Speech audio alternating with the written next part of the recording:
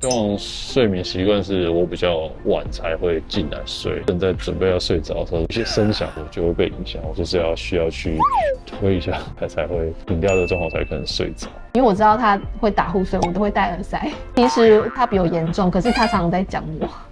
我本来不知道，我本来以为我很严重，来做检测之后，其实我很轻微。但是我就是浅眠嘛，虽然我自己会打呼，但其实我同时又比较浅眠，所以有时候有一些声音我就会醒来。其实我们彼此都需要用这个牙套去控制一下。是我先想要的，因为他常常在讲我，我想说我一定要赶快处理，刚刚没话说。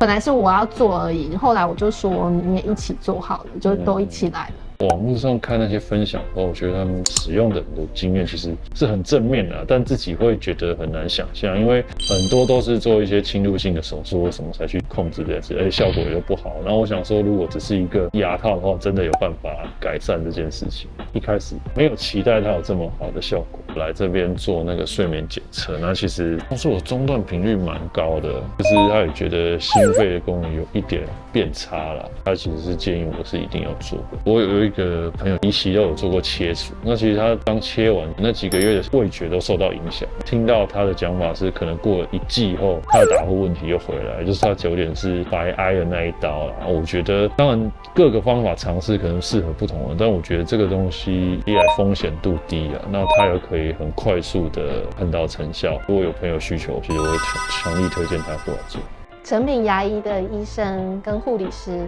都很亲切的替我们介绍跟解释这个牙套的作用，让我们很安心做了这个尝试。做了之后回去真的是有改善，就是不会再被先生就是半夜这样摇醒了。